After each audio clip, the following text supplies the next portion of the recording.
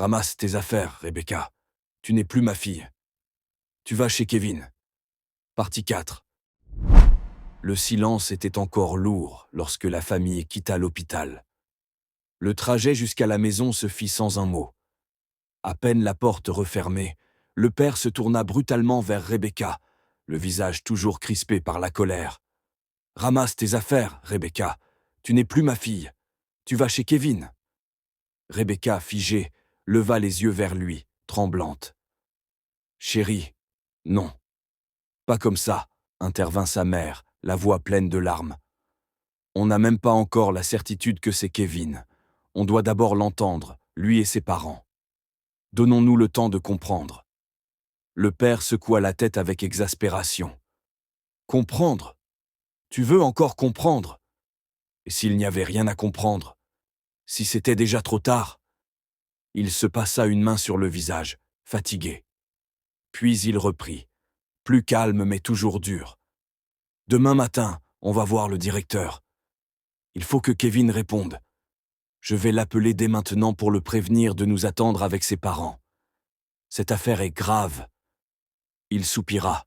« Et moi, je suis fatigué de toutes ces histoires. Il y a à peine un mois, on était encore dans son bureau pour une affaire de vol. Maintenant, c'est une grossesse. Rebecca, tu me mets dans des situations que je n'aurais jamais imaginées. » Rebecca baissa la tête, ses larmes silencieuses coulant sur ses joues. Le lendemain matin, les deux familles étaient réunies dans le bureau du directeur. L'atmosphère était tendue. Chacun semblait redouter les mots qui allaient être prononcés. Le directeur, un homme d'âge mûr, regarda tour à tour les visages tendus devant lui. Dans son cœur, il soupira. « Encore un problème. Je ne sais pas si je vais supporter ça encore longtemps. » Mais à voix haute, il resta professionnel. « Alors, dites-moi ce qui se passe cette fois-ci. Pourquoi cette réunion ?» Le père de Rebecca prit la parole. Sa voix était ferme. « Monsieur le directeur, il y a un mois à peine, nous étions ici pour une histoire de vol. Aujourd'hui, c'est plus grave. Ma fille n'a pas eu ses règles depuis un moment. Nous avons fait un test médical. Elle est enceinte. » Un silence glacial s'abattit dans le bureau. « Quoi ?» s'exclama le directeur. « Mais c'est extrêmement grave. Ce sont des élèves. Ce sont des enfants. » Le père poursuivit. « Elle n'a cité aucun autre garçon.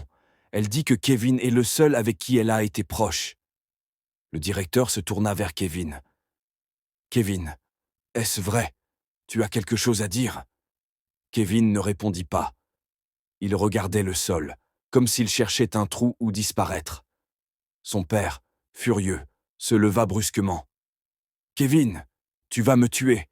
Après tout ce que je fais pour toi, tu veux me détruire? Est-ce vrai, oui ou non ?» Kevin restait muet. Son visage rougissait de honte et de peur. Le père de Rebecca bondit. « Regardez-le, même pas capable de parler. Voilà donc celui qui a gâché la vie de ma fille. Il est là, assis comme une statue. C'est ça, un garçon de 16 ans. Toi, tu touches une fille et tu ne comprends même pas ce que ça implique. Tu crois que c'est un jeu? Qu'on joue à la maison avec les corps des gens? » Le directeur leva les mains. « Du calme, tout le monde. S'il vous plaît. Nous devons gérer cela avec sérieux. Une telle affaire peut même aller jusqu'à la justice. » Kevin leva enfin les yeux, l'air abattu. Il balbutia. « Je suis désolé. Mais c'était trop tard. » Son père détourna les yeux, comme pour ne pas pleurer devant tout le monde. Il lança d'une voix brisée. « Je n'ai plus de fils. » La tension dans la pièce monta encore. Le directeur sentait la situation lui glisser entre les doigts. Kevin, submergé, se leva brusquement et quitta la salle en courant. À suivre dans la partie 5.